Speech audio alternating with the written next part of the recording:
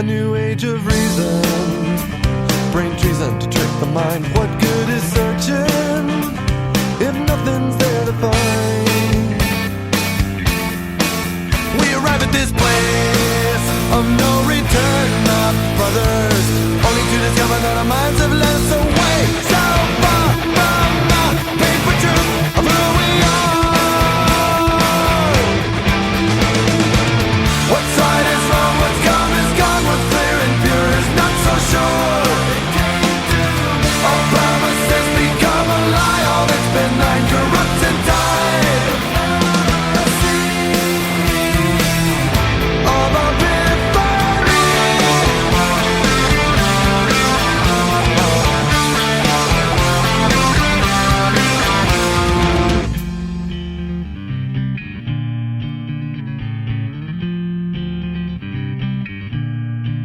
come forth, bear witness. See the profit from your loss, beg for forgiveness. Only after you tally the cost. We arrive at this place of no return, my sisters, only to discover that our values right off the ground on the show in the sea of what we could be. What's right is wrong, what's come is gone, what's clear and pure is not so sure. All promises become a lie, all that's been right corrupts and died. All the pity for me.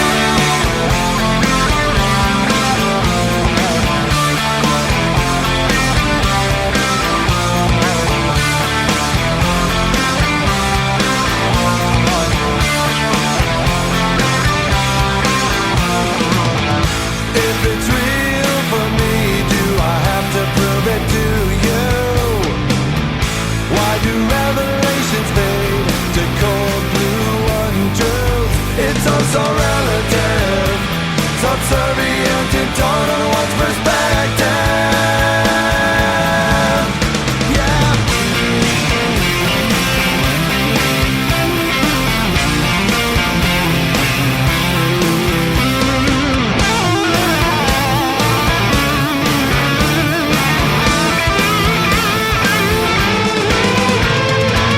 What's right is wrong, what's come is gone, what's clear and pure is not so sure.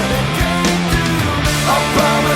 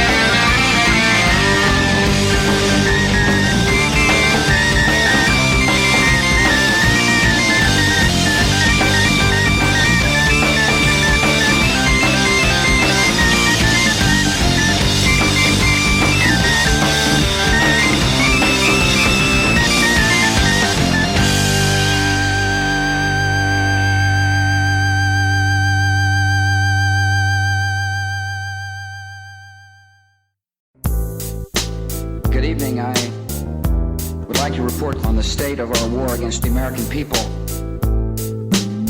We're mounting a sustained campaign to crack down on every American and every person of every faith and every nation, and to bring them to justice. All missions are being executed according to plan, without warning or provocation. Americans are being swept up in an international dragnet. Thousands of FBI agents are on the trail of other citizens here and abroad.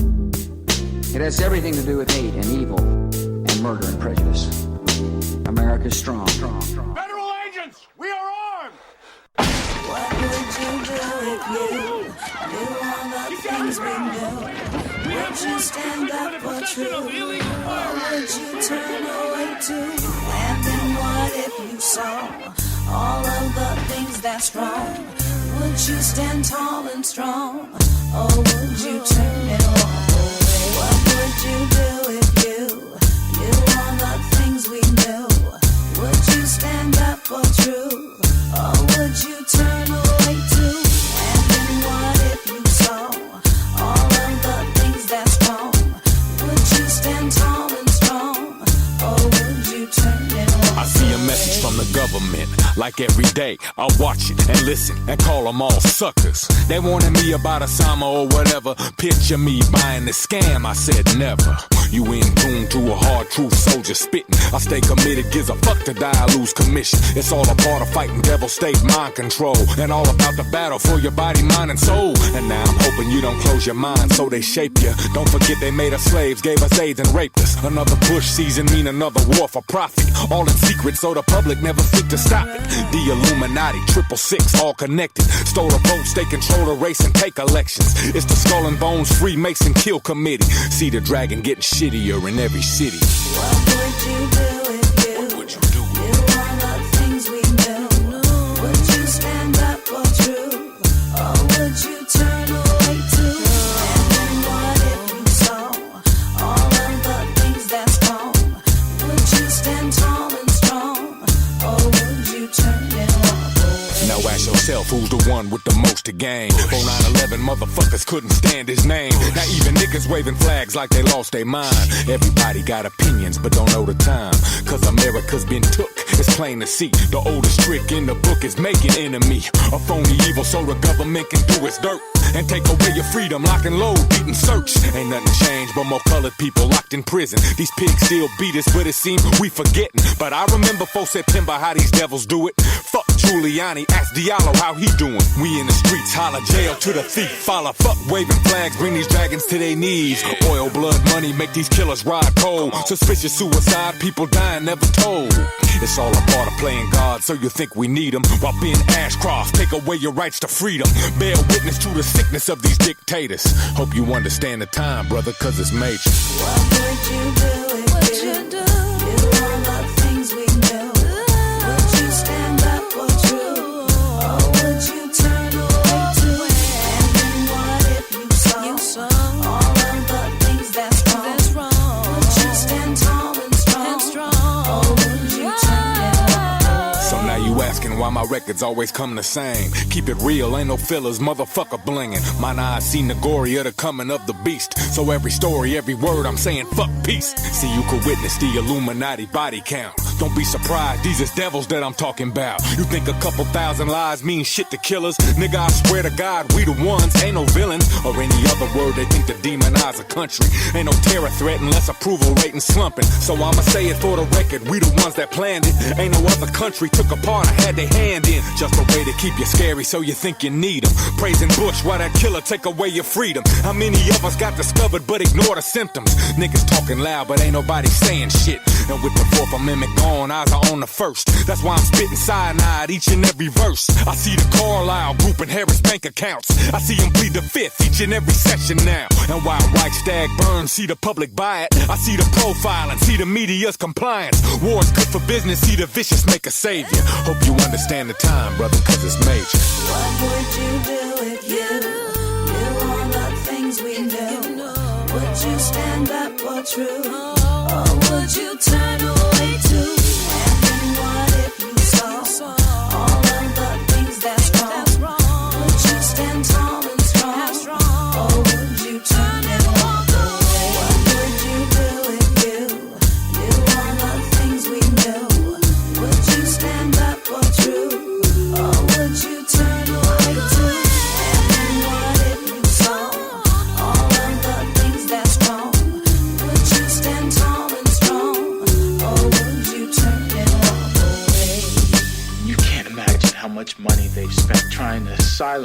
good people who have put their lives on the line to fight for change. Paris on Widdershins Radio.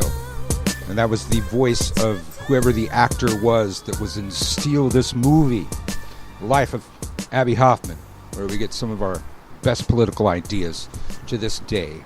Regardless of your color, Abby Hoffman's work changed the political landscape over and over and over again. It's because of Abby Hoffman. We know the word COINTELPRO and know what it means.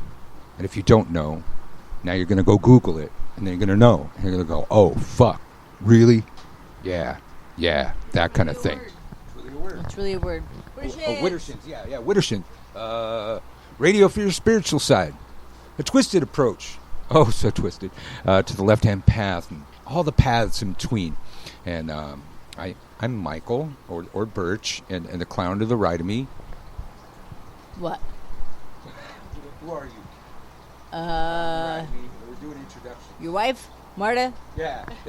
I think, I don't know, most people here know, but, sometimes we get new listeners.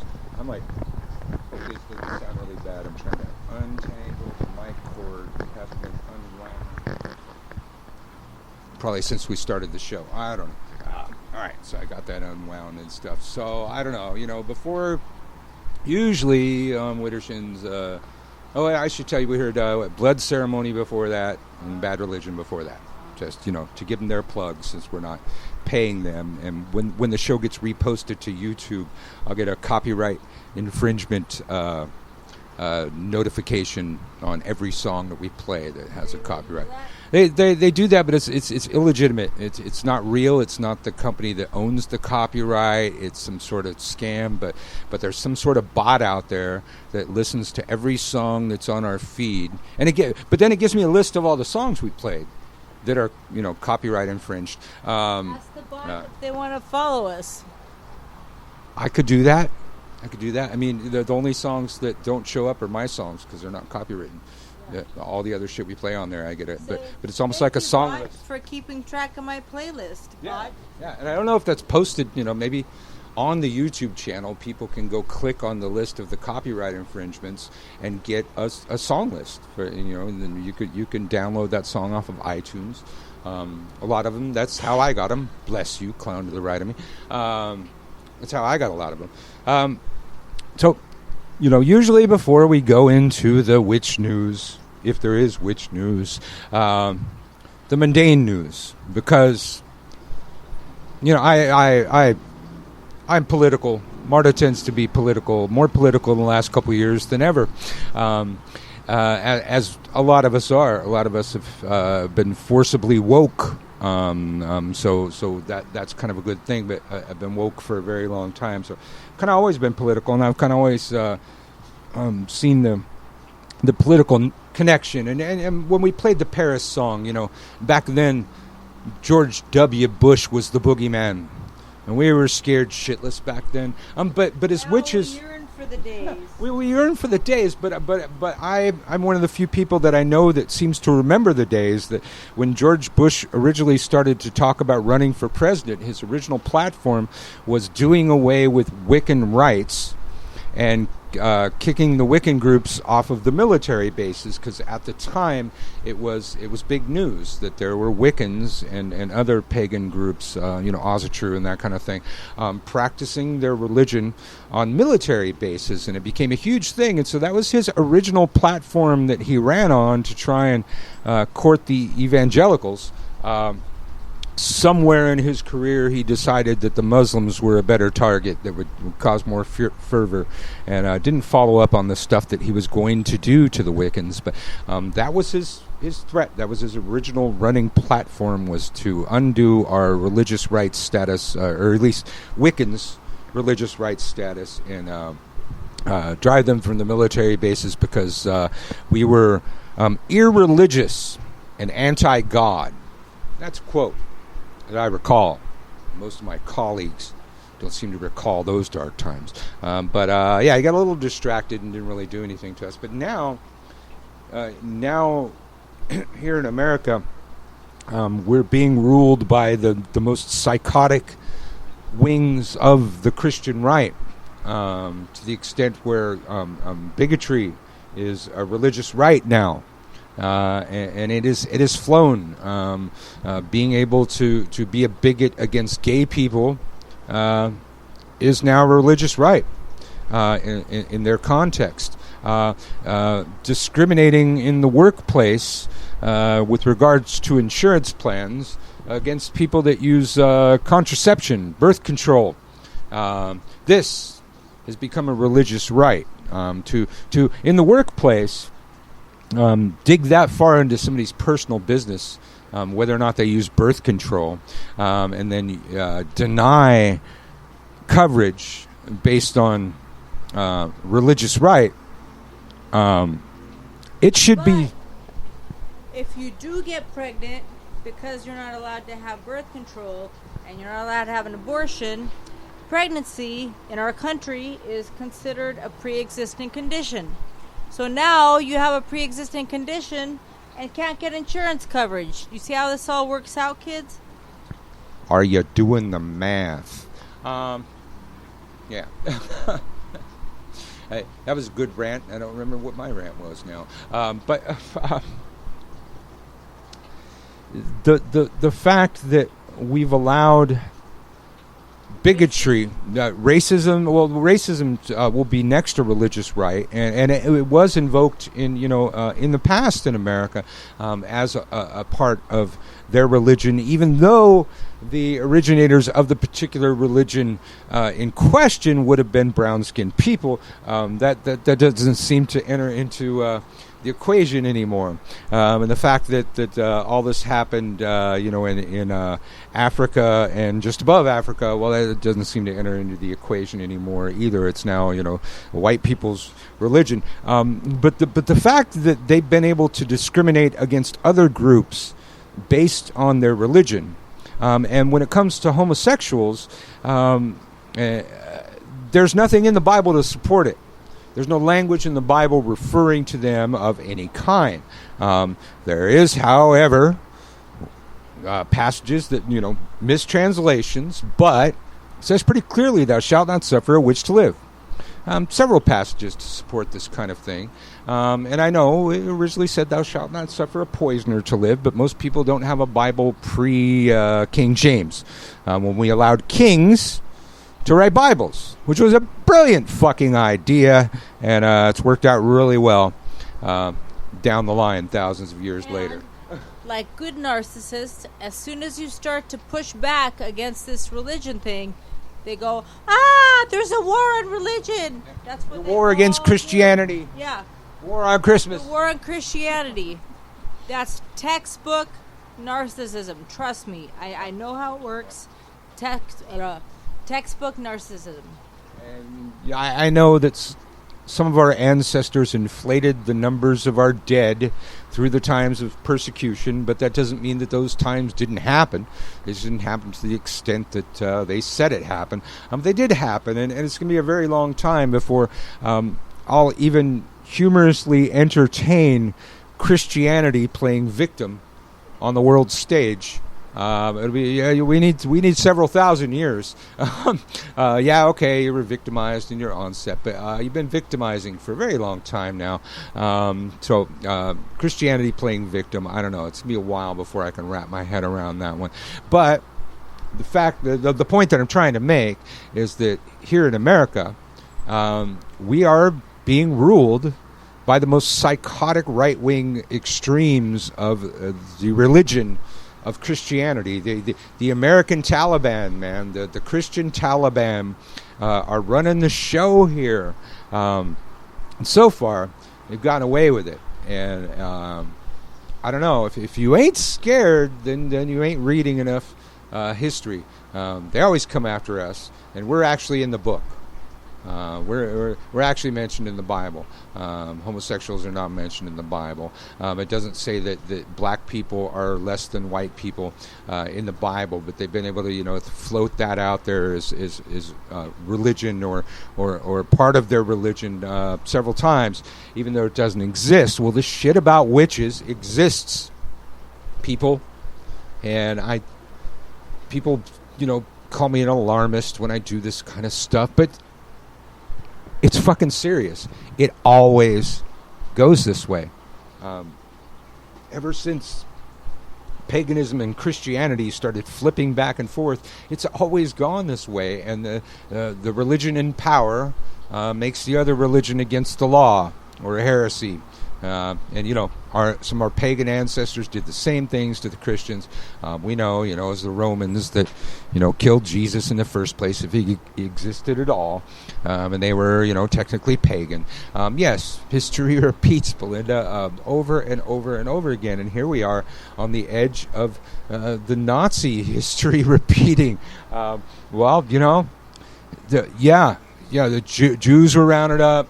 Homosexuals were rounded up. I think the first group to be rounded up were the gypsies, if I got my numbers right. And it doesn't really, put anybody's suffering or anybody's Holocaust. The Roma, the Roma. It doesn't make anybody suffering more than anybody else's, but I think the first group that they rounded up were the Roma, and that would be us. Connie's saying, yep, that's where I got Jade's book. Okay, so they have a discussion going on in the chat room. Okay, you got Jade's book. Woohoo! Yay! I am keeping Mom's work alive out there, honey. There's people talking about Mom's book in the chat room of Widdershins. We got to get that in the Widdershins book club. If it's not, I'm sure it's already on the list. And I'm sure, majority of the people that started the Widdershins book club are my students anyways, and they were the first ones to find out about the existence of the book and then where I could find that, or where you could find that book. But, maybe I'll post that in the chat room later. Let's see. Oh, so we didn't even get there yet. So we always start the show off talking about some of the more mundane news, but the mundane news affects people like us.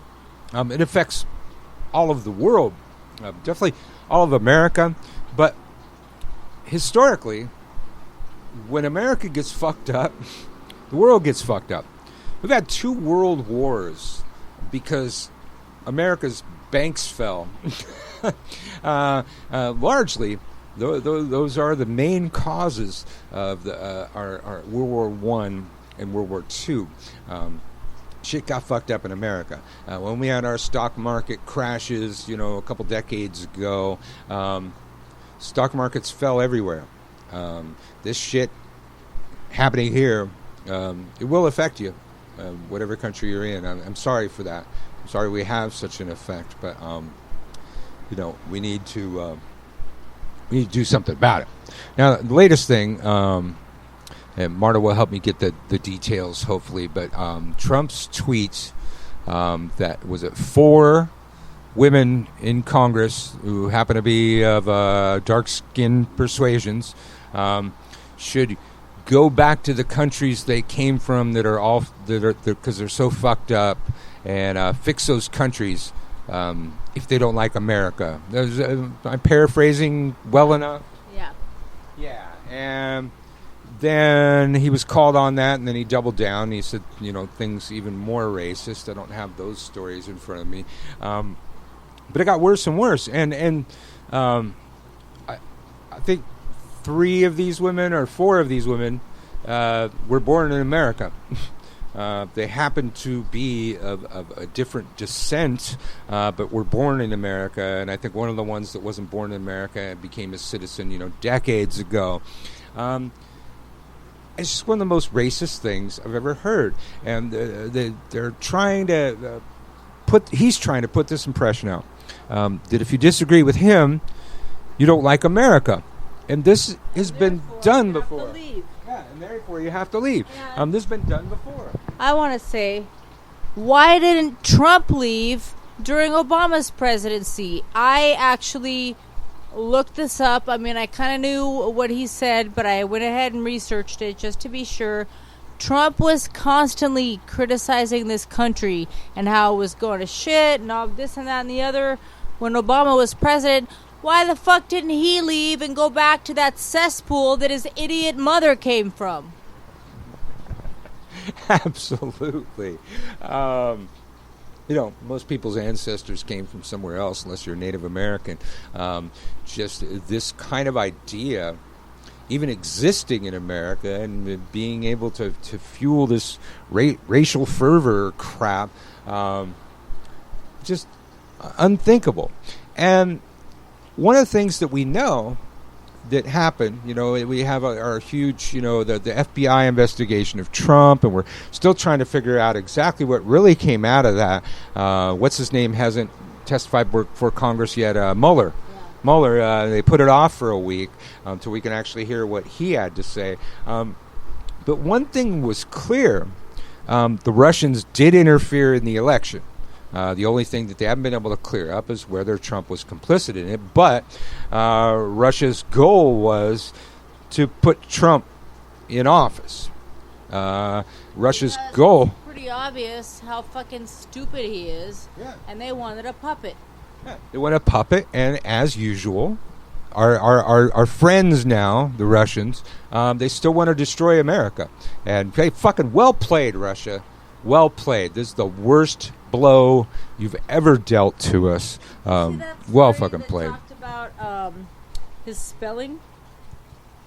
Trump's spelling? Yes. Oh, that'd be a long story. He was giving a speech about like all this stuff, and he had like a piece of paper with his notes. So a photographer got a close up of it, and it shows everything. I'm going to show you how he spelled Al Qaeda in his notes.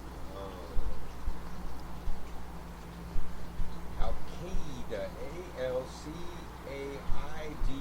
All one Looks word. like a fruit. All one word. All one word. And I'm going to show you how he spelled people. You got a guy in charge who can't spell Al Qaeda. Let that sink in. That's how he spelled people in his notes. People. P-E-O-P-E-L. Oh, yeah, that's totally good. And, I don't know. On Marta's screen, it's underlined in red. I would hope that the president has his spell check turned on or his autocorrect or something. It was handwritten. Oh, yeah. Oh, you're right. You told me that.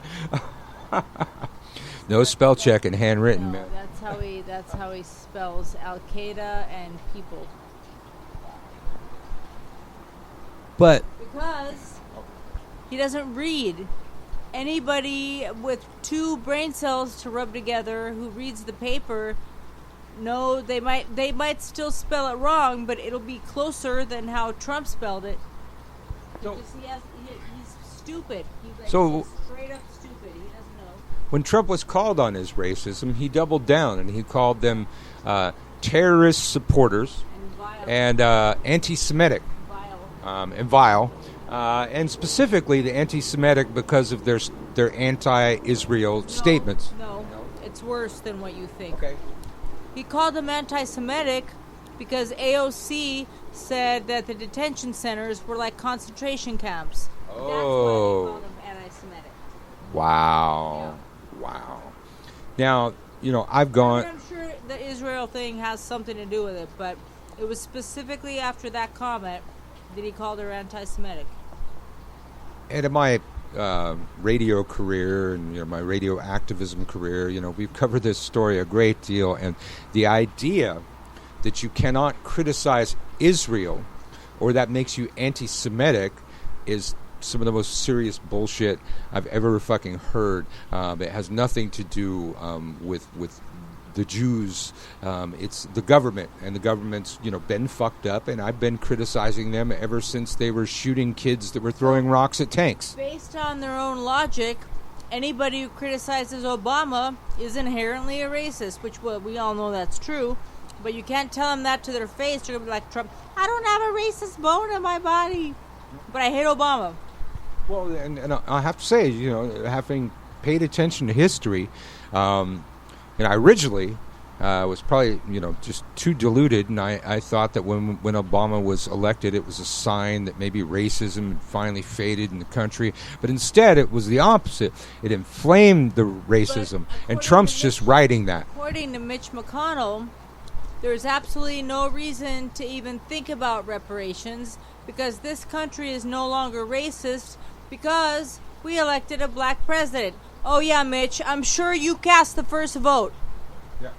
And then in the next sentence, he's going to tell us how Obama's family owned slaves. Yeah, it's going to be like, oh, I find myself in the same position as Obama.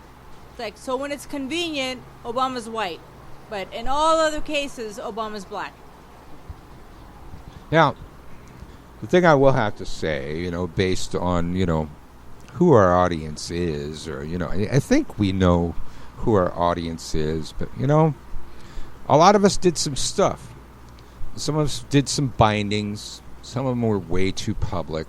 But being that some of us were doing that work, some of us were doing other work. I'm not really talking about it. But, riding upon that, doing that work at the same time. The old bind Trump thing, you recall, he knew about it. And he's, he's a butthurt guy.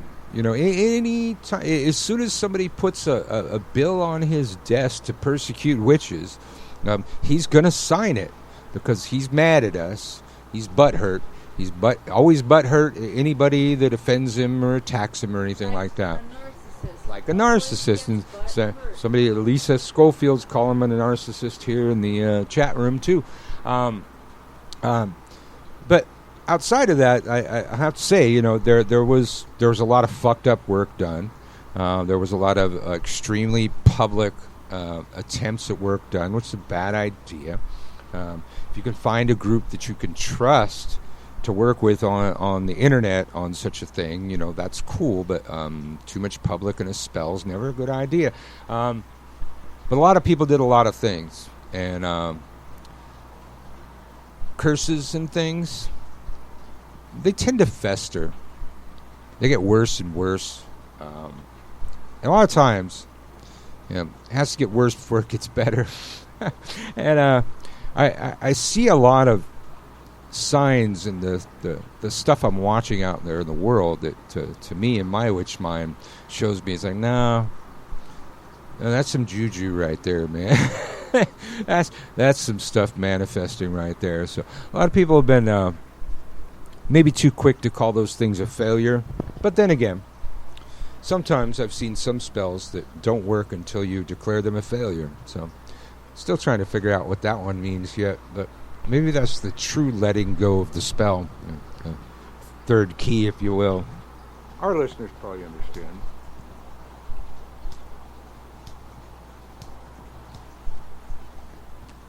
All right, let's see. So that's the main thing. Trump's racist tweets. You do anything else this week? I mean, that thing's been the biggest thing for days now.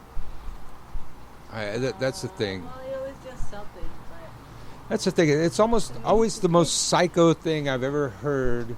And then he does something else where I don't even remember the last psycho thing. His like BFF Jeffrey Epstein and his whole thing going on. They're trying to. Well, they did characterize him as a flight risk so that he can't be let out on bail, and he offered to pay millions and millions of dollars for a home armed security brigade so that he could serve in his mansion in Manhattan, and I don't think anybody's buying it. But I know that it has a lot to do with why Trump is so nervous, because obviously he's implicated in all that shit. So I think that was his buddy. That makes him more unhinged than usual, is the fact that like somebody can spill the beans.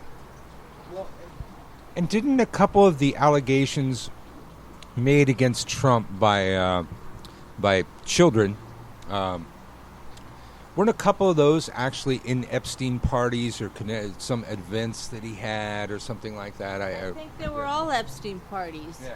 The 12-year-old who said that he tied her to the bed and raped her, and she yelled at him to stop, and he said, "I can do whatever I want," and like hit her in the face and kept raping her. All that was Epstein related. Somehow, Trump supporters let it go, and I don't know. Well, also she dropped the lawsuit. How much she get paid before that? No, I don't think. Okay, you're not thinking right. She didn't get paid shit. Okay. She was threatened with death.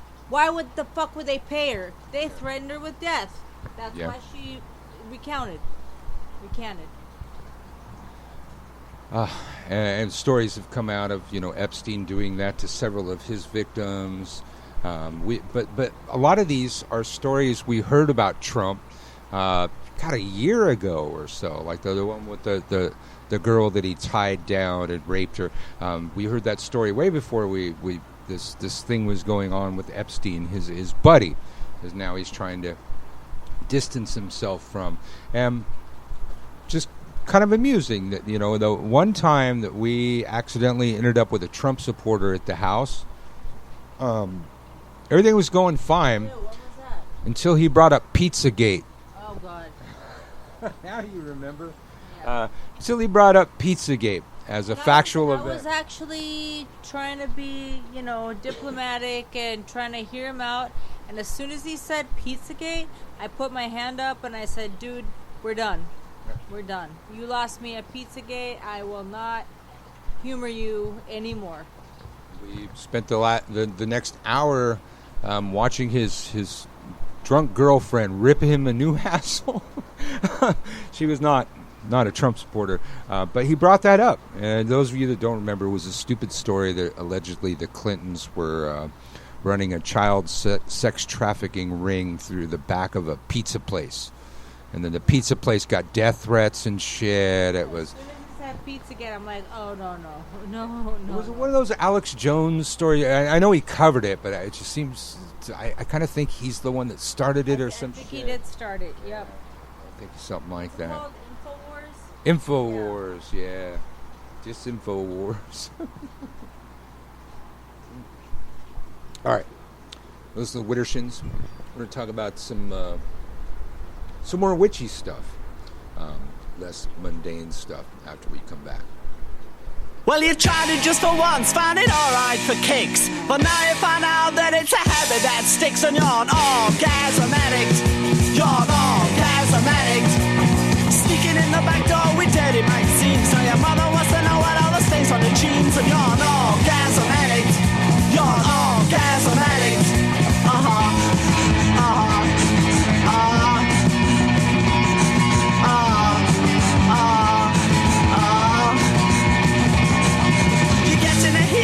You're getting assault, but you still keep a beating your meat to pulp, and you're an orgasm addict. You're an orgasm addict. You're a Casanova, you're an Ocho Zep. It's a live on a fucking yourself to death. Orgasm addict. You're an orgasm addict.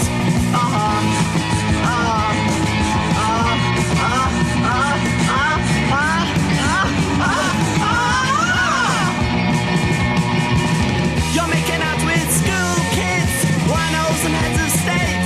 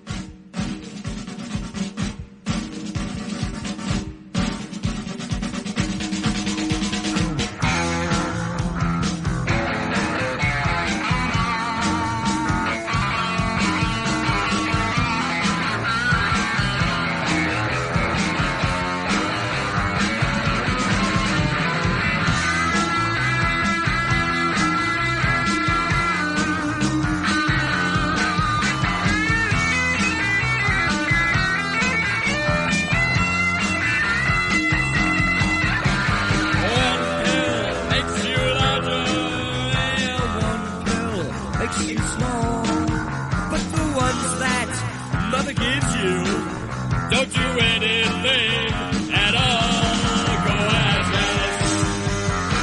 Oh, it's just standing tall. And if you go chasing rabbits and you know you're gonna fall, tell the hooker smoking caterpillar has given you the call. Call Alice. Oh, and she's really just slow. Oh, man on the chessboard gets up and tells you where to go.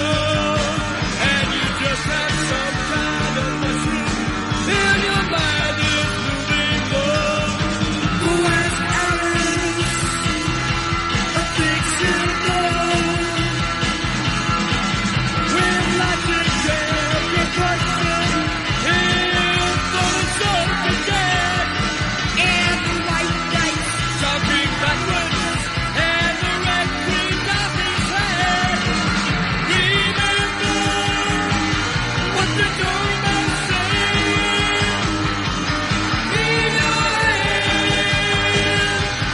Leave your hand. Leave your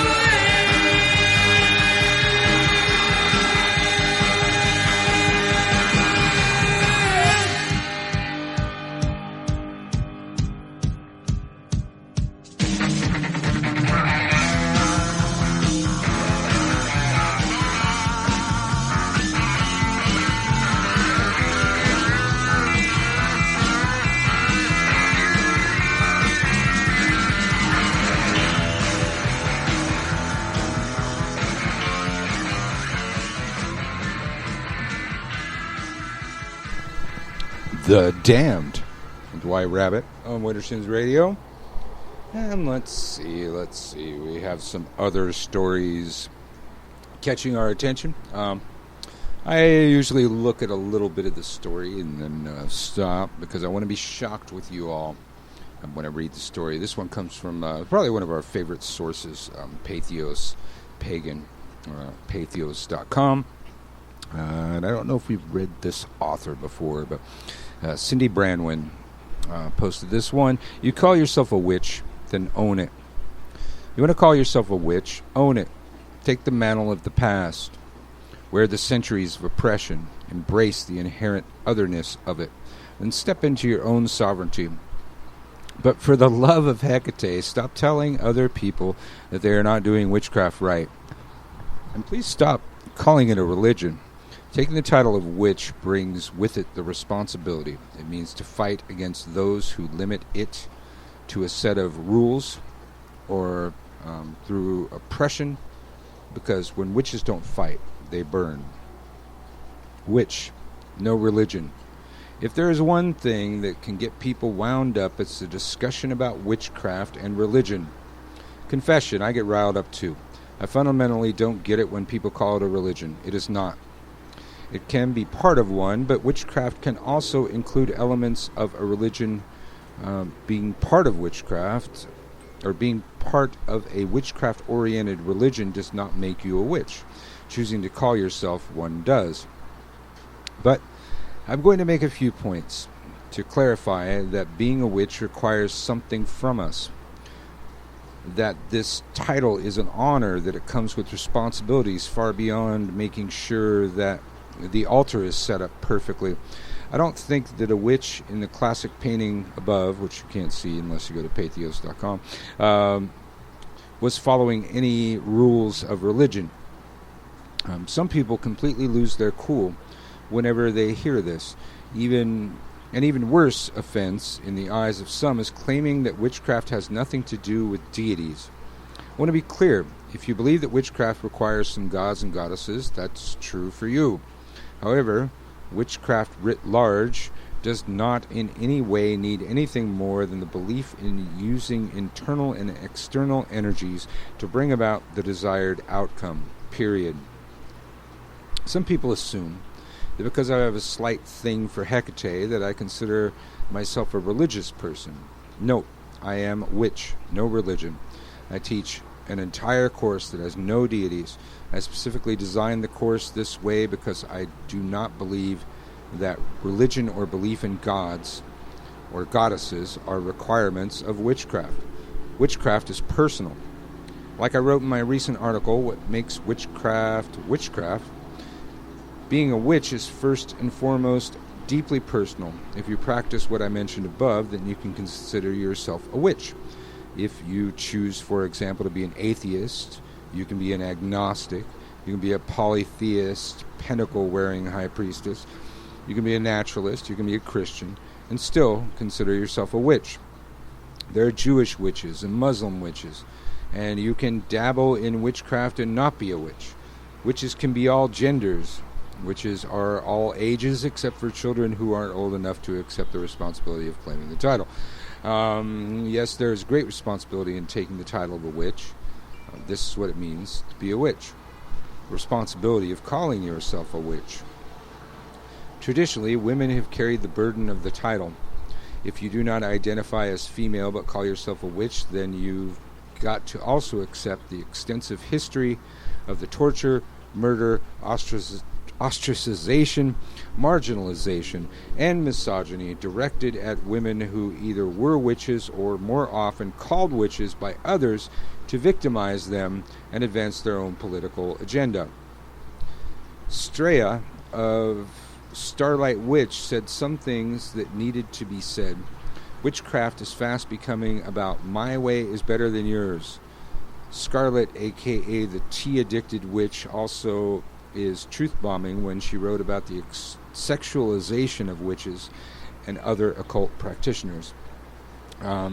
These different symptoms of the same problem, the systematic, pervasive attempt to control females who claim their power.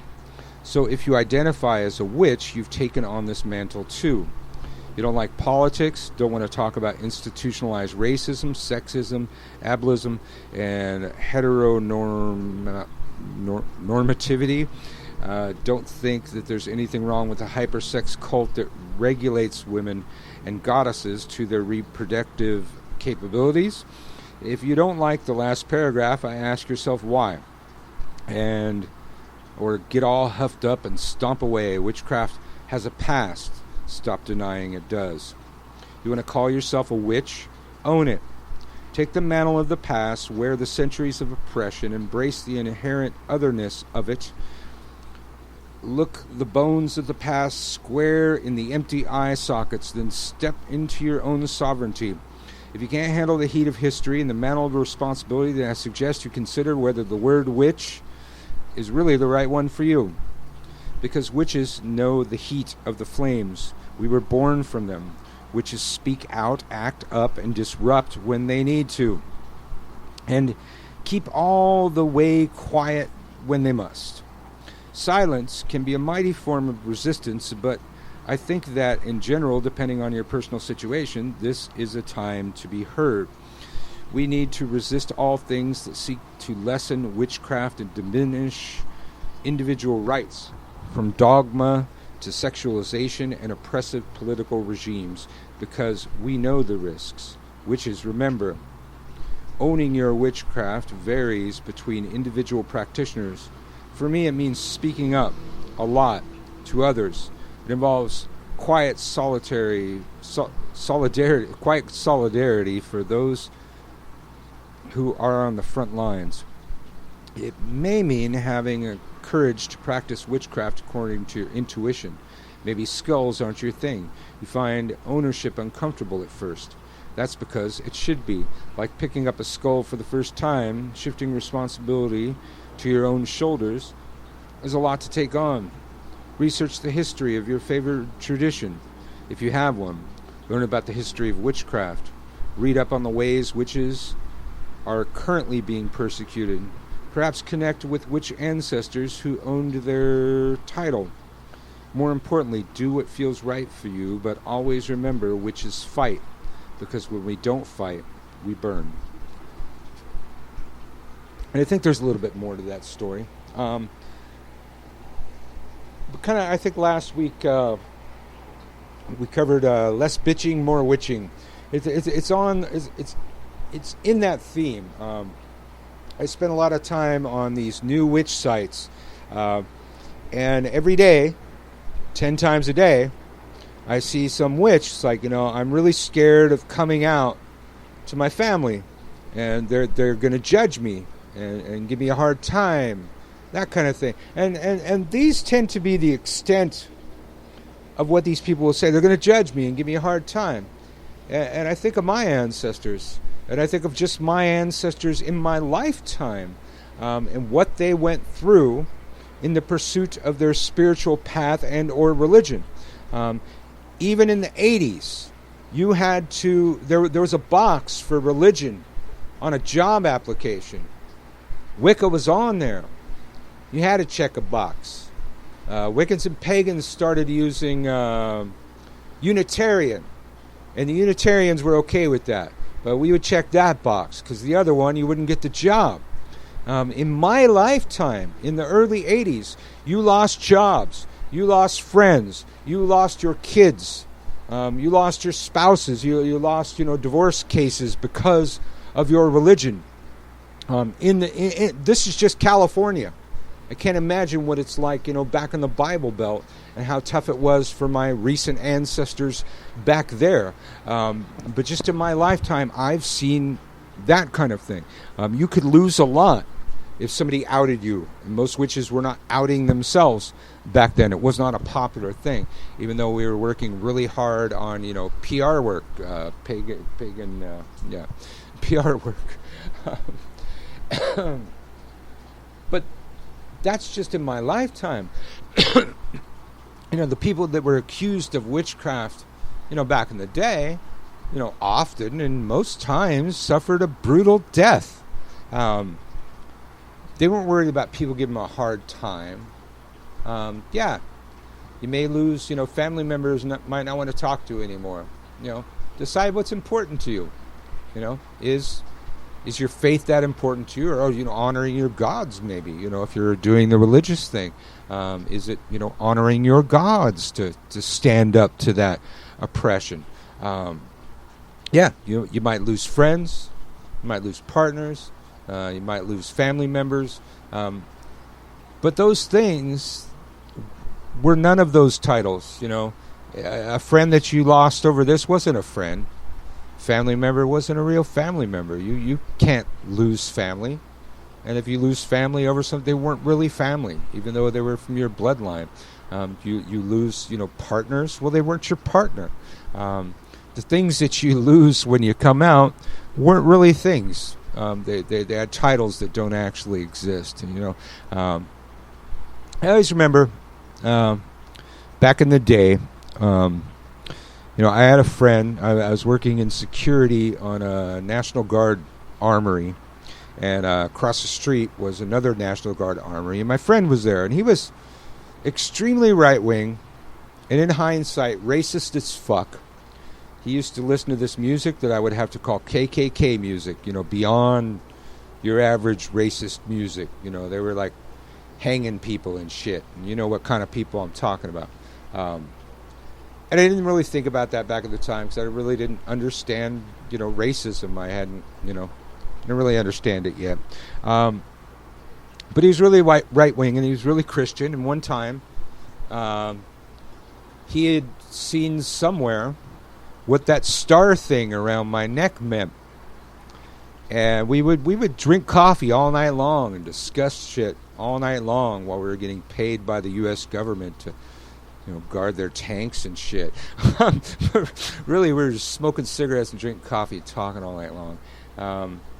And it just went off on me one night about my star thing, what that meant. And, I knew my shit by then. And, we were friends. So, rather than just blowing up, I calmly attempted to discuss the thing. And we had about 7 more hours and a fucking huge pot of coffee. So we had plenty of time to discuss these things and work it out. And by the time the sun rose, I guess we worked it out. Because my friend, he's taking a ceramics class. And he made me this black cat that stands on the edge of a ledge. A ceramic black cat. And I kept it for years. I thought I saw it. Yeah, it eventually broke, and I never got around to fixing it. We moved or something, and the pieces were in a bag or something. But beyond that, he looked up the witch store in town, which happened to be the witch store where I grew up, and he went there. And I heard about this story about this guy that walked in looking for one of those star things, and lo and behold, that turned out to be my very good friend. He went in and got looking for a star thing. He ended up getting a pentagram of Solomon, hanging it around this cat that he made for me as a necklace, and giving it to me as a present. So yeah, he was a total fucking racist. I'm sure he's a Trump supporter to this day, but back then, we worked through that one thing. That'd be huge, but a witch needs to learn when they've come up against a closed mind. There's some people you can get to, and when you reach that point of people that you can't get to, it's best to walk away. History proves that type of person is next going to blame you for the next thing that goes bump in the night, or if the crops die, or if the milk curdles, or if their partner runs off and you charger? Yeah. See, I can tell by your body language what it is. Oh, hold on, I've got to untangle some wires. A lot of tangled wires at Wittershins. Oh. I do not endorse that. Do not endorse tangled wires? Okay. Well, I don't either, but that's what we have. So you're charging. That's good enough. Let's see. So there was another story that seemed similar to that. I wanted to go. Let's see. Yes. Another from Patheos. And I remember this as a chant back in the day. We did this in a ritual one time, big group ritual. The headline for this, and this is an older story, but I don't know the story, and maybe you don't either. And if you do, just humor me, because I'm going to read the fucking story, okay? Where there's a witch, there's a way. Oh, again, it's Cindy Brannon. I guess I like her work because we just read her story. Are you feeling cursed, pesky, neighbors harshing your witch vibe? Maybe that cute guy won't return your texts. It might even be something more serious, like a job loss or health crisis. Whatever is witchcraft can help, but only if you make it so. Resourcefulness, cunning, resiliency, and acceptance are all key ingredients in highly effective witches cupboard. With these tools in hand, us witches can tackle whatever life throws at us. Where there's a witch, there's a way. Step 1.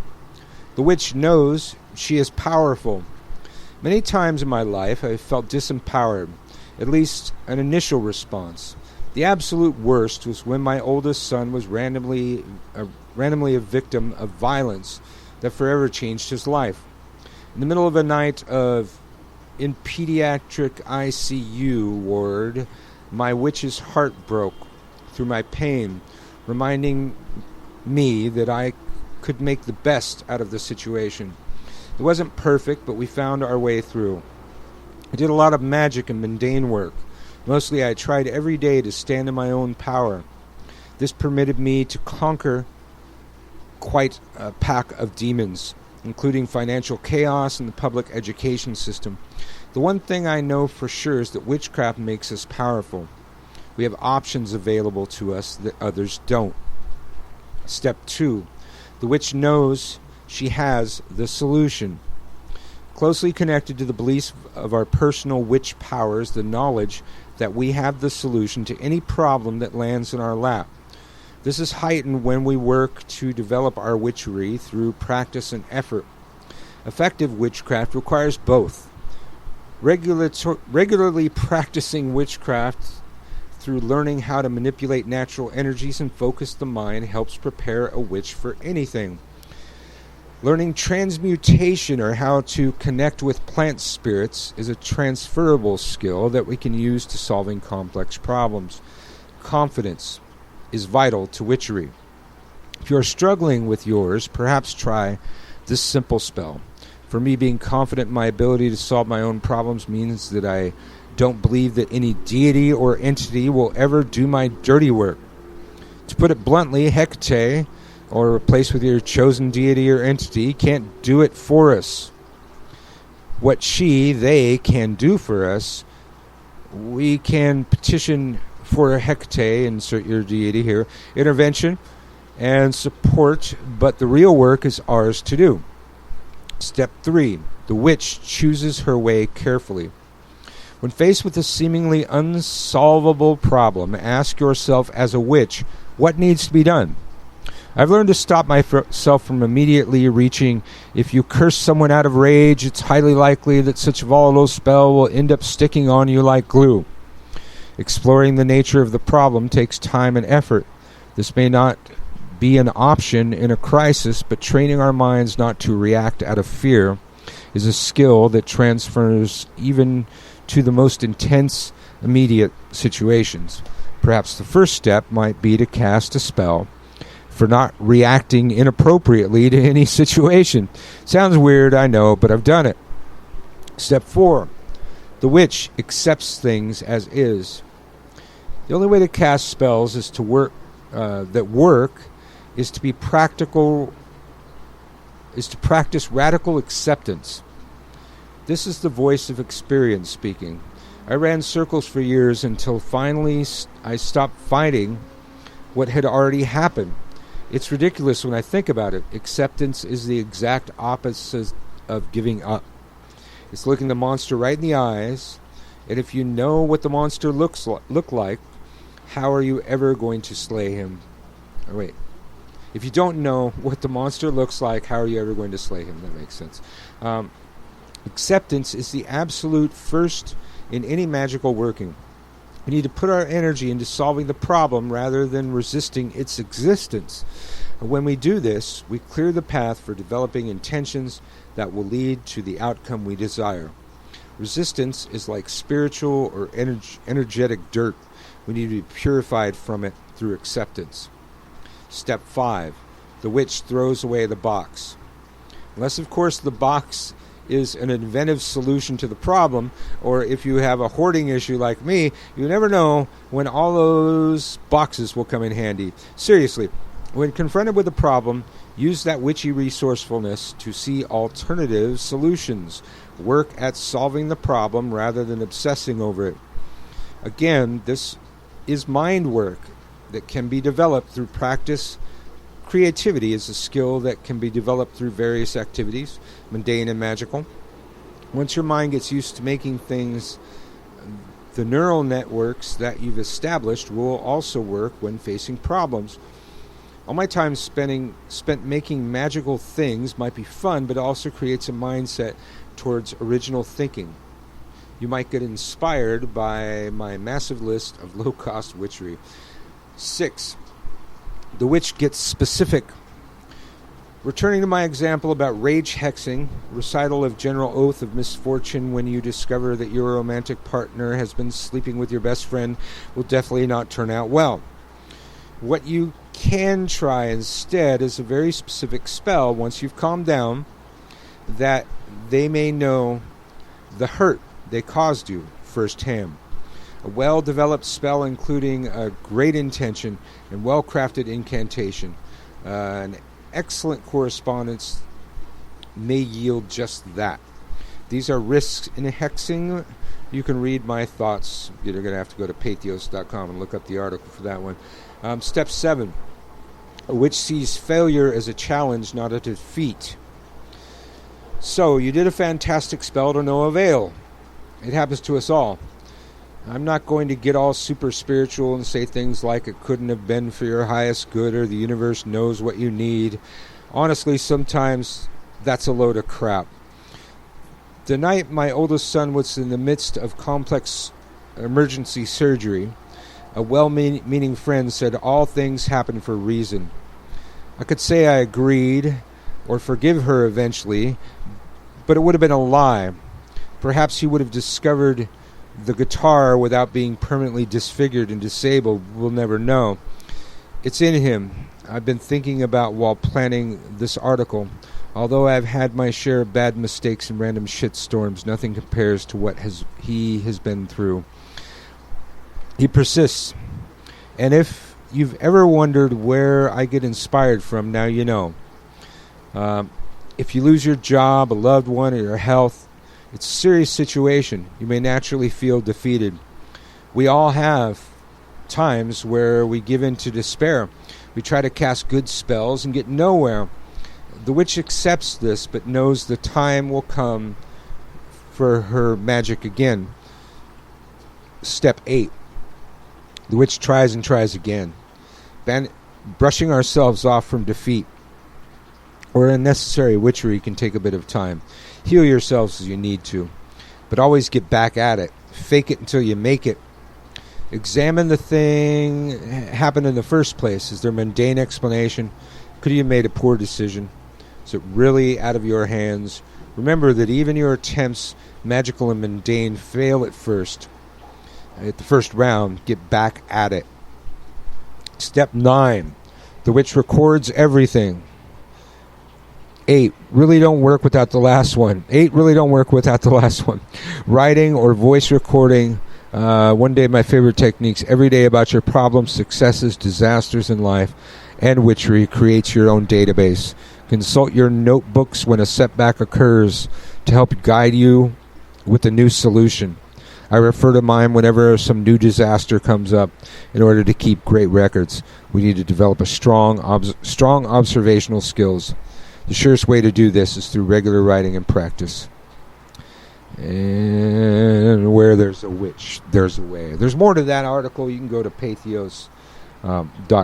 I think it's pathospagan.com.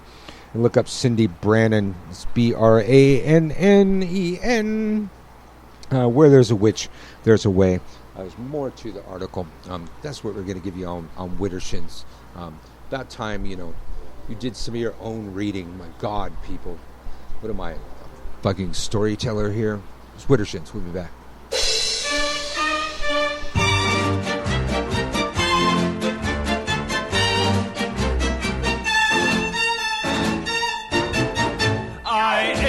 For the touch of your lips, dear, but much more for the touch of your whips, dear. You can raise welts like nobody else as we dance to the masochism tango. Let our love be a flame, not an ember. Say it's me that you want to dismember. Blacken my eye, set fire to my tie as we dance to the masochism tango. At your command, before you here I stand. My heart is in my hand. Ugh, it's here that I must be. My heart entreats, just hear those savage beats, and go put on your cleats and come and trample me. Your heart is hard as stone or mahogany. That's why I'm in such exquisite agony. My soul is on fire, it's aflame with desire, which is why I perspire when we tango. You caught my nose in your left castanet, love. I can feel the pain yet, love, every time I hear drums, and I envy the rose that you held in your teeth, love, with the thorns underneath, love, sticking into your gums. Your eyes cast a spell that bewitches. The last time I needed 20 stitches to sew up the gash you made with your lash as we dance to the masochism tango. Bash in my brain and make me scream with pain, then kick me once again and say we'll never part. I know too well I'm underneath your spell. So darling, if you smell something burning, it's my heart. Excuse me. Take your cigarette from its holder and burn your initials in my shoulder. Fracture my spine and swear that you're mine as we dance to the masochism tango.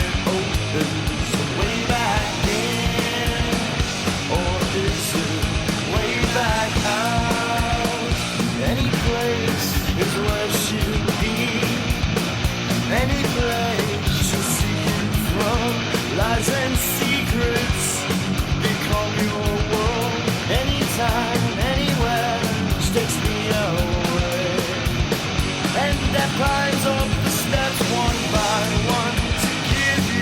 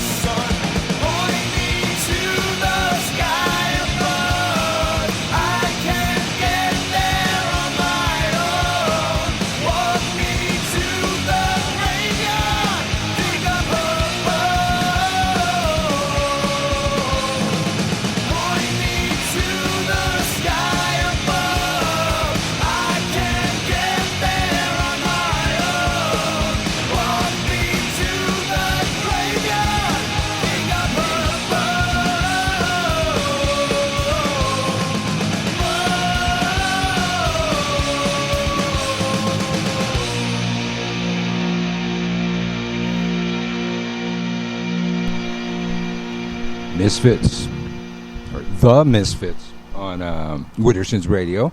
And Lisa's talking about how her music library has changed since listening to the show. So I got to tell you, we heard Stellar Corpses before that. It was a band we first met when a local paper brought them to my shop to have them, the whole band, get a tarot reading at the witch store. Used to be the editor-in-chief of that local paper. Yes, she used to be the editor-in-chief of that local paper. And we did it. I did a tarot reading, and the article ended up being like, as much about me as it was about the band. But then we got invited to the band's show. It was like a launch of their tour in Santa Cruz. It was very interesting because it was an all-ages show, and we got to stand in this little caged area where you could drink, where the old people were. But it was a good show. Yeah. I saw a bunch of people I couldn't stand, but it was still a good show. Yeah, well, it was, small town that way, so that happened everywhere we went. But they're still playing. They toured. It was kind of off towards Riverside or something like that, but I saw a show posted. Stellar Corpses still playing. Like 2 blocks Yeah, well, I know, Dusty Graves lives here, but I didn't know if the band was still doing anything anymore. But apparently Stellar Corpses still playing. So, go, the songs that I have of theirs I got off of iTunes. Hopefully they won't, be mad about the copyright infringement. I'm trying to give them, airplay and plug them. And then, was it Tom Lehrer before that? The Masochism Tango. He was a professor at the university in Santa Cruz, and yes, and I think we actually have the periodic table song in our playlist. Okay, well, it's chemistry, but I think we have that song in our. I think it was physics, but he was a professor probably when Marta was going to school there, and it's too bad you didn't have any classes with him. I did not take physics, nor did I take chemistry. So, no. Yeah. Yeah. So he was a professor at the university in our hometown. Kind of like, we play a lot of Bad Religion. What's the guy's name? I don't even remember the lead singer's name. The lead singer of Bad Religion, he's a professor at USC? UCLA? Okay. I was one of those. But I think it's history. I think he's a history professor there. But that's why they have such good lyrics. But unless Marta's got a story or something, I gotta pay some bills here. You got anything? No, all right.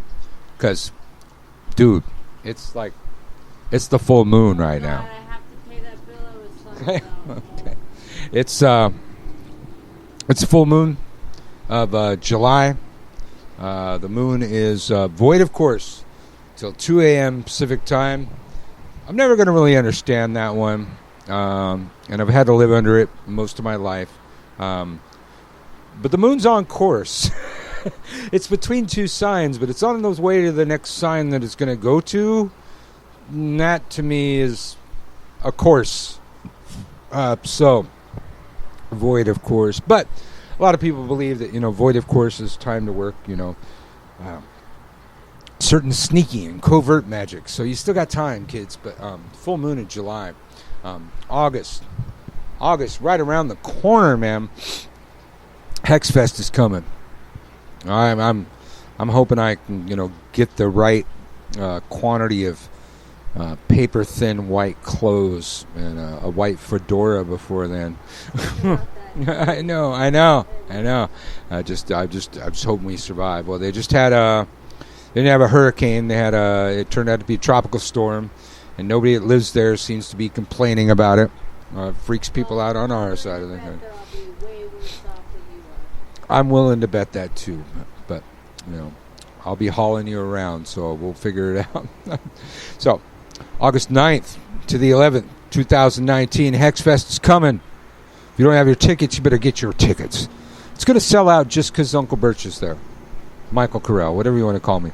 It's going to sell out just because of that, man. You really, really get your tickets. I can't believe they still have any tickets left. Maybe they don't. I don't know. You got to get over to hexfest.com. You need to join in the magic.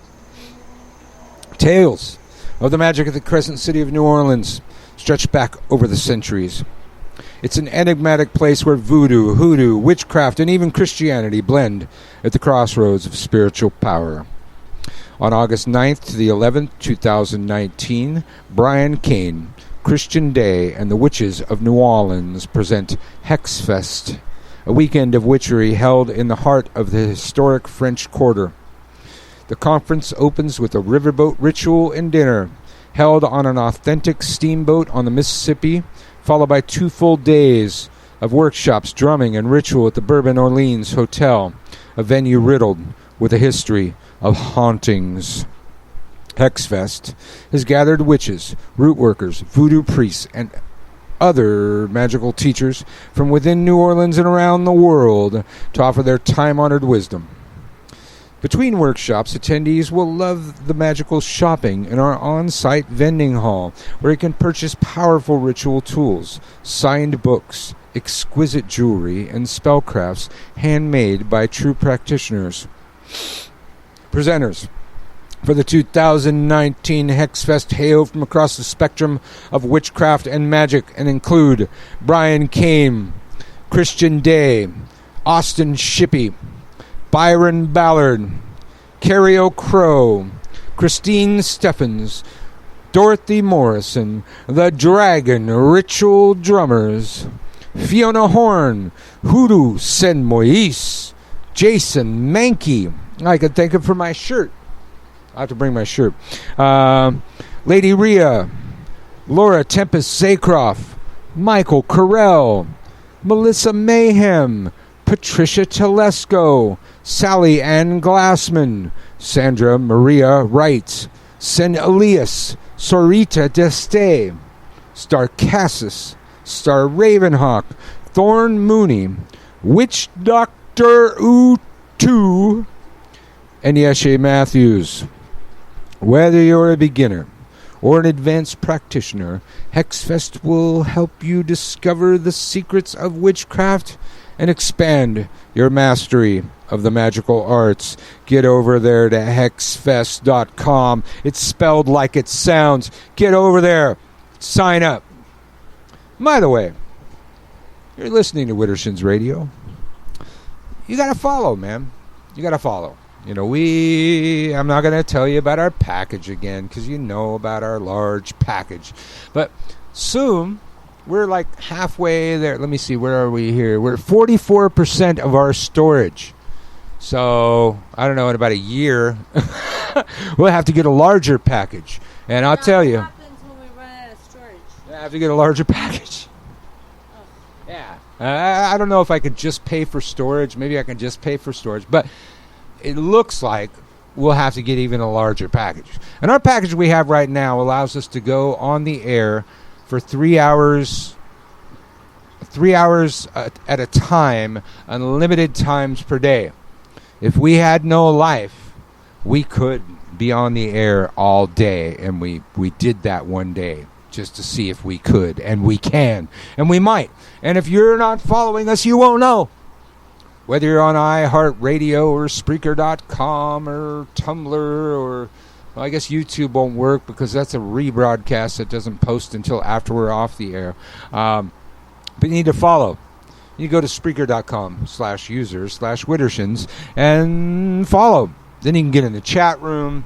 There's always all kinds of crazy shit going on in the chat room. People talking about, there's a whole other show in the chat room.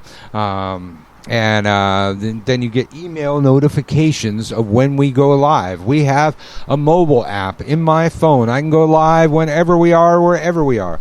And people keep asking if we're going to go live at Hexfest. We might. It's doubtful. But we could if we wanted to. We're just sitting there saying, all right, here we have a bunch of cool people at our table at this bar. Let's go live. We could, but we probably won't. But we could. Not planning on it. Makes it, gives me an offer I can't refuse, maybe I'll do it, but I'm not planning. Make an offer we don't refuse. Call it vacation. Yeah. It's working vacation, but yeah, vacation. We're going to vacation in between working. Our first time to New Orleans. So, get your tickets. You got to come. You got to come up and say hello. Tell us, where do we know each other from? Where do you know us from? That kind of thing. But Hexfest, right around the corner, kids. Let's see. Call us a wish on it. There's this one. This, again, Pathos.com. Seems to be our favorite source. There's some asshole on the nearby freeway who thinks that hanging on his horn is going to speed up traffic. That's probably sounding good in the background. This one comes out just a couple days ago by Lisa Wagner. I don't know if I've read her on Pathos yet. Out of the broom closet. When you meet people, do you tell them you're a witch? Is it included in your descriptors along with human, mom, friend, job title, or assorted hobbies, passions, writer, baker, artist, tarot reader, and more? There's always a pause. When you tell... There's always a pause when you tell people, isn't there?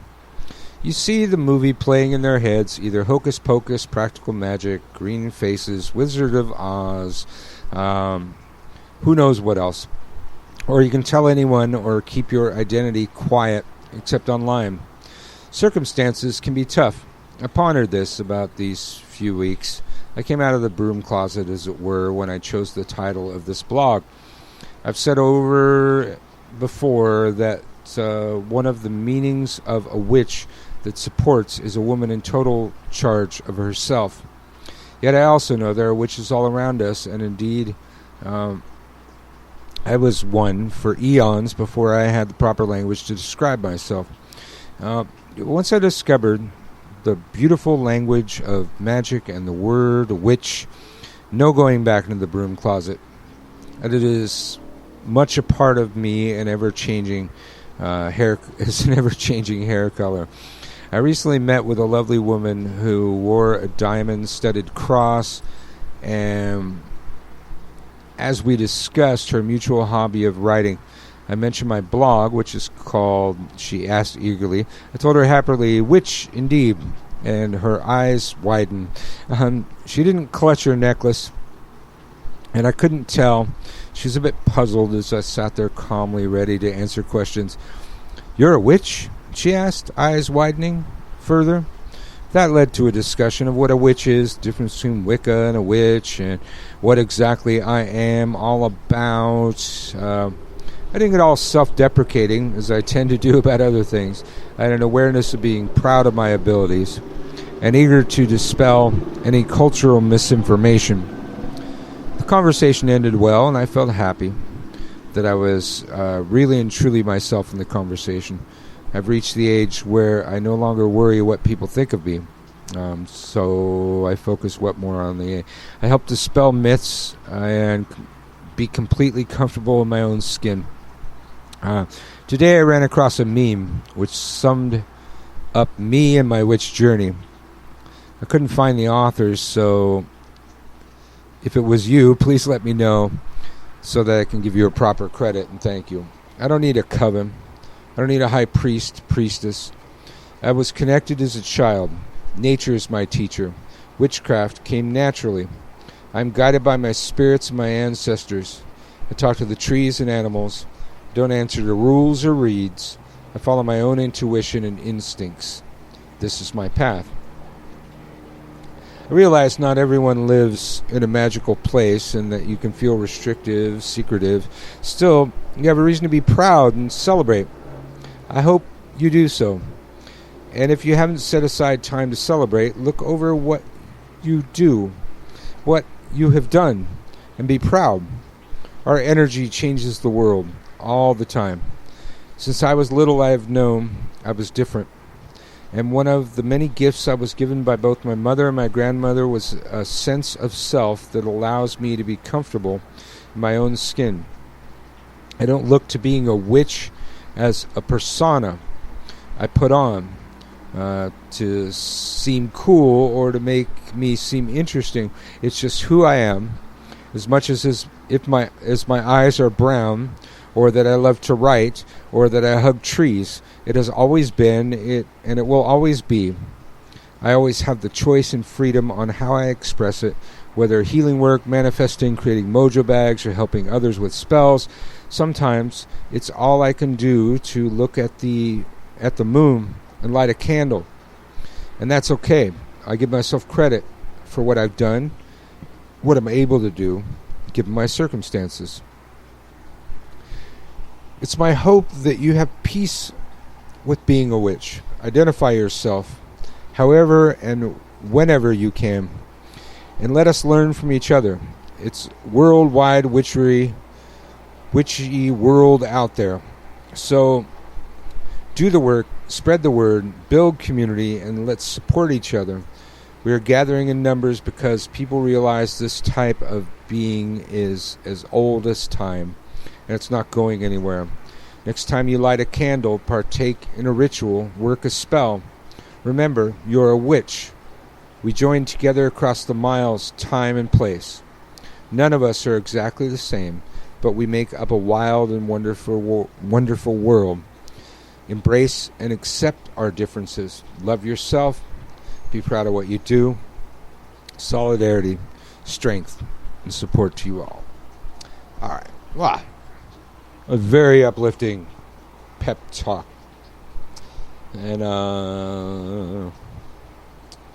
yeah. It's always fascinating. They post this picture, and they post this in another article where they're talking about the witch above, follows no rules.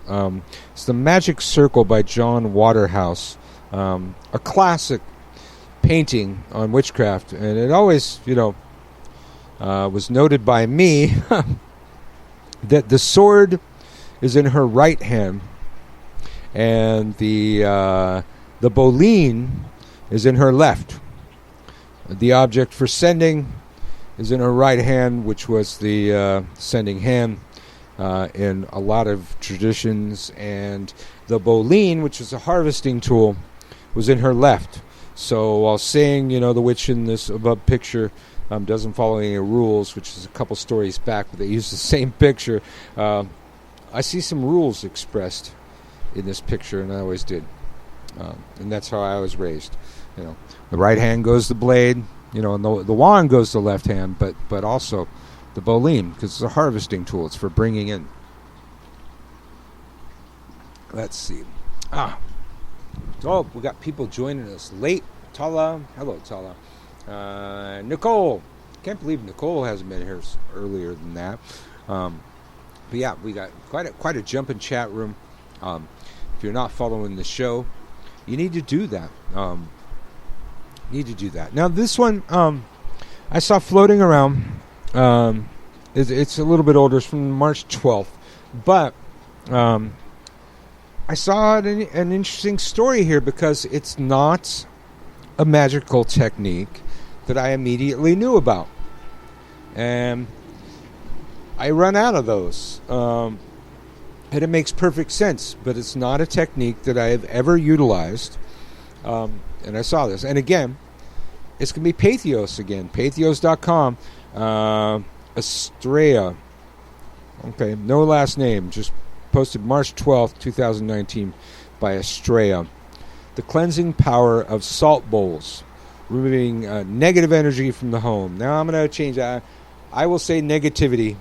And I will save you from that rant because I've probably already given it on this show. But negative energy is not what I'm going to want to remove from the house. And we will even see in this article the negative energy that we want, i.e. the product of negative ions, which cure depression and disease, is what we will be getting from the salt bowl. The salt bowl, in this context, will be releasing negative ions into the house. So we don't want to use negative energy. We want to use negativity because negative energy, in this context, is exactly the energy we want in the house.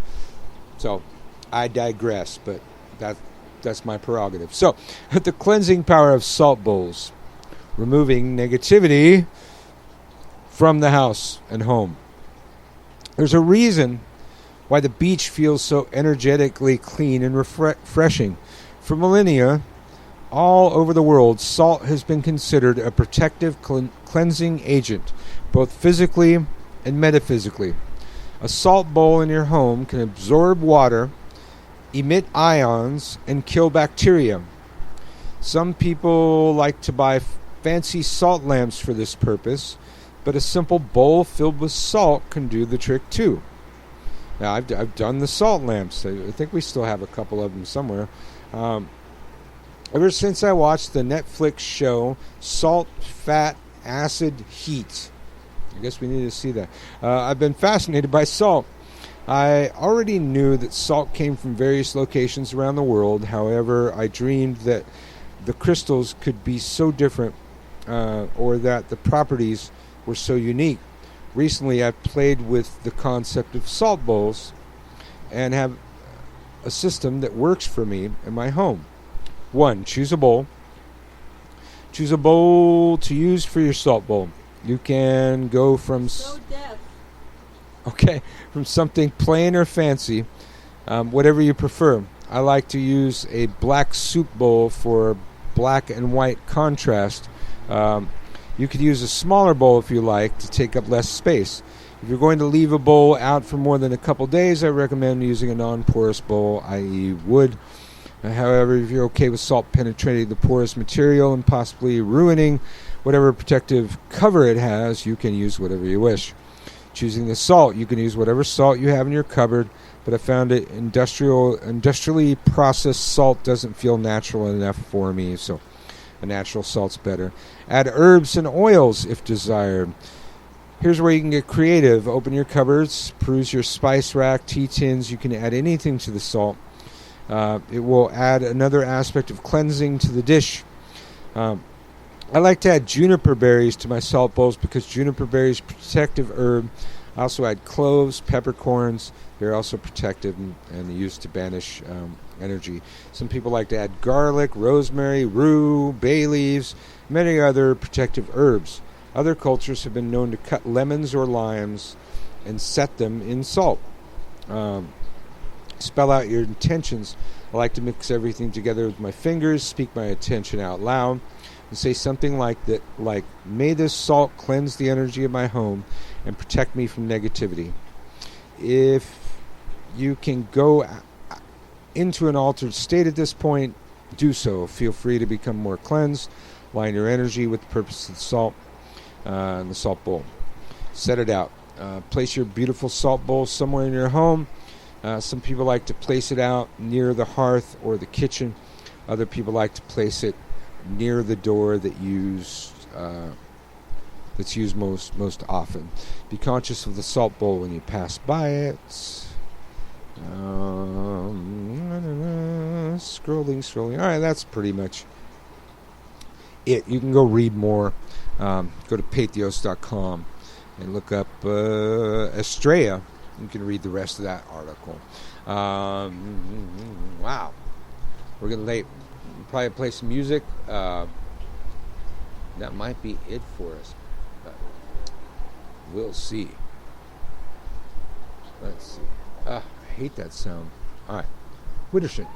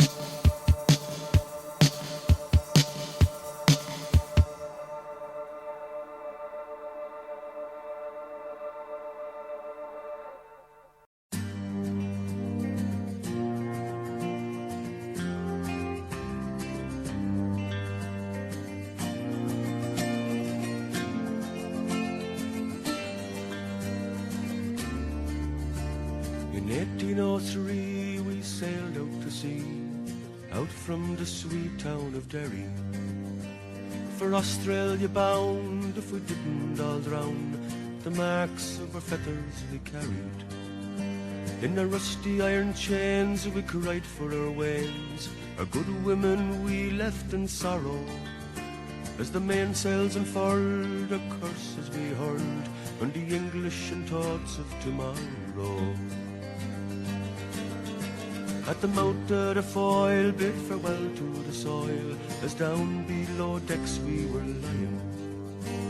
Oh, Doherty screamed, walking out of a dream, by a vision of bold Robert dying. The sun burned cruel as we dished out the gruel. Dan O'Connor was down with a fever.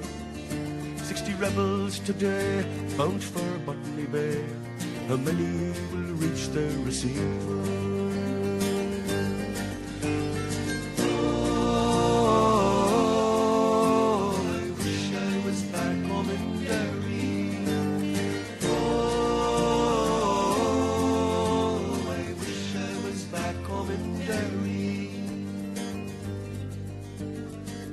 Them to hell as our bow fought to swell.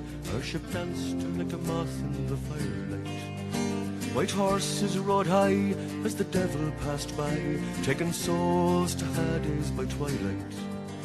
5 weeks out each morning, in our own slime we were lost in the time. Endless night without dawn.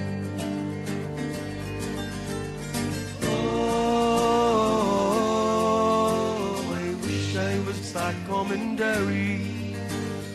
Oh, I wish I was back home in Derry. Van Diemen's Land is a hell for a man to end out his whole life in slavery, where the climate is raw and the gun makes the law. Neither wind nor rain care for bravery. 20 years have gone by, I've ended my bond. My comrades go so walk behind me. A rebel I came, I'm still the same. On the cold winds of night you will find me. Oh, I wish I was back home in Derry.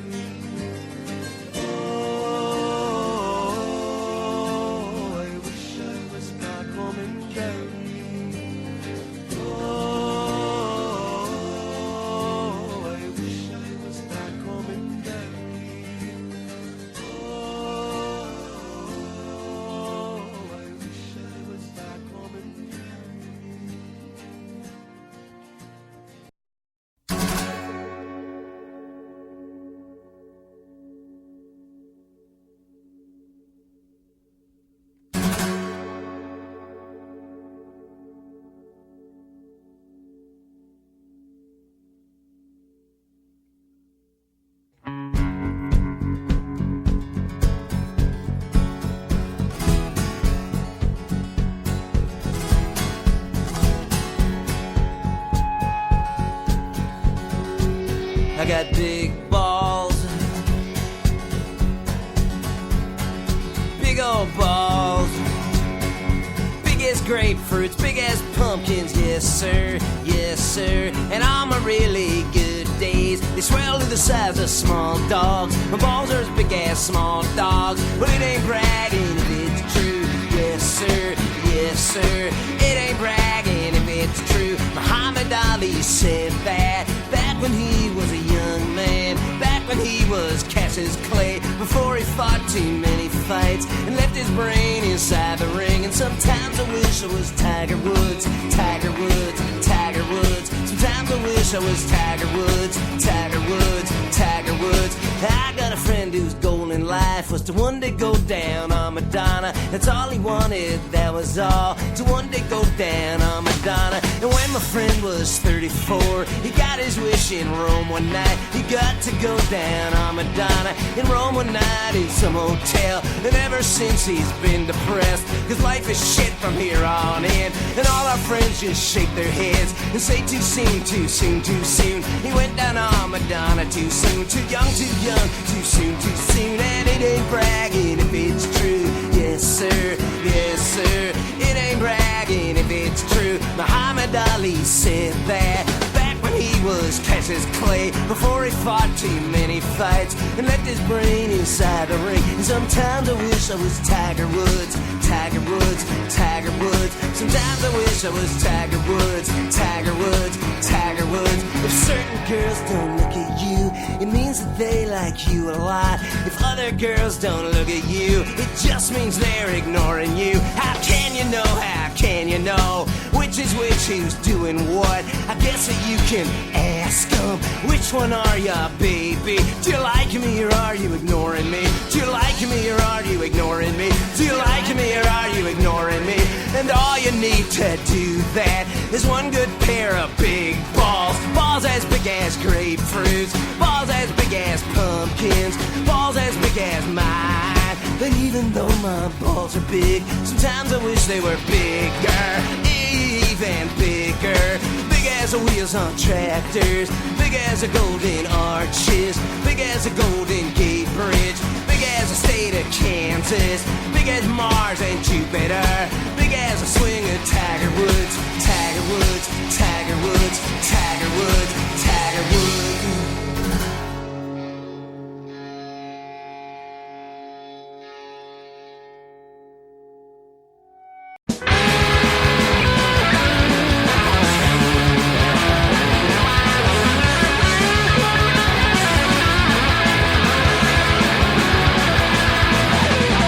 Brother Christian, with your high and mighty errand, your action speaks so loud I can't hear a word you're saying.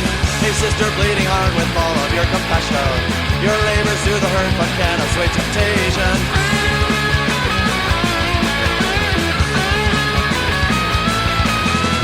Hey man of science, with your perfect rules of measure, can you improve this place with the data that you gather? Hey Mother Mercy, can your lungs bear fruit forever? Is your fecundity a trammel or a treasure? And I wanna conquer the world, give all the idiots a brand new religion, put an end to poverty, uncleanliness and toil, promote equality in all of my decisions with a quick wink of the eye, and God, you must be joking.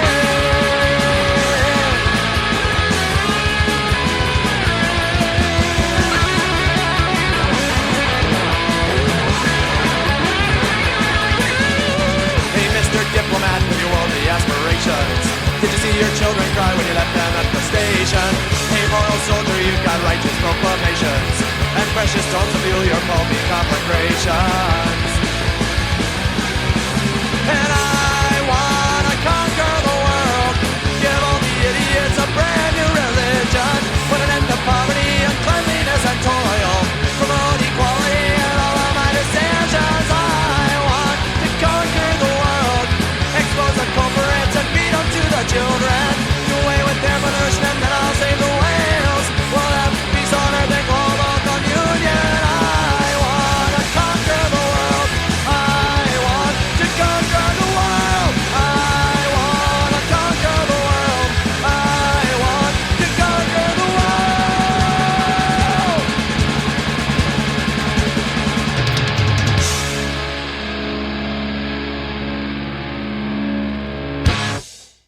His eyes, they closed, and his last breath spoke.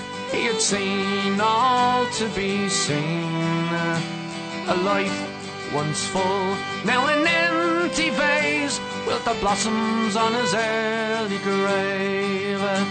Walk away, me boy, walk away, me boy, and by morning we'll be free. Wipe that golden tear from your mother dear, and raise what's left of the flag for me. Then the rosary beads, count them 1, 2, 3, fell apart as they hit the floor. In our garb of black, we must pay respect to the colour we're born to mourn. Walk away, me boys, walk away, me boys, by morning we'll be free. Wipe the golden tear from your mother dear, raise what's left of the flag for me.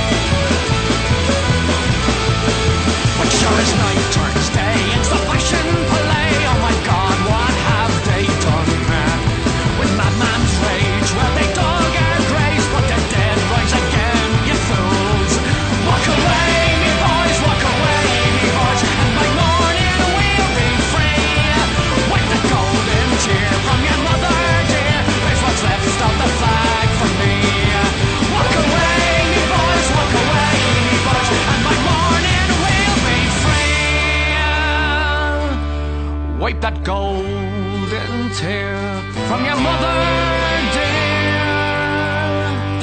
and raise what's left of the flag for me.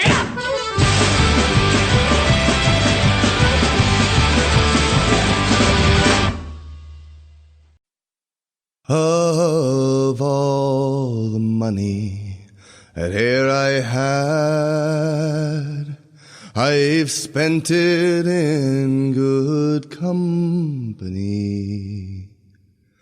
And of all the harm that e'er I've done, alas, was done to none but me. And all I've done for want of wit, to memories now I cannot recall. So fill to me the parting glass. Good night and joy be with you all. Of all the comrades that e'er I had, they're sorry for my going away. And of all the sweethearts that e'er I had, they wish me one more day to stay. But since it falls unto my lot that I should rise while you should not, I will gently rise and I'll softly call. Good night and joy be with you all.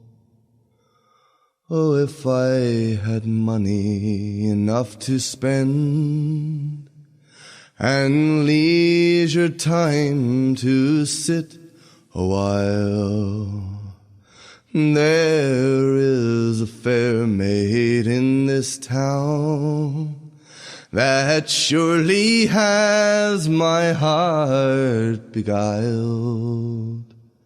Her rosy cheeks and ruby lips, she alone has my heart in thrall. So fill to me the parting glass. Good night and joy be with you all. But since it falls unto my lot that I should rise while you should not, I will gently rise and I'll softly call. Good night and joy be with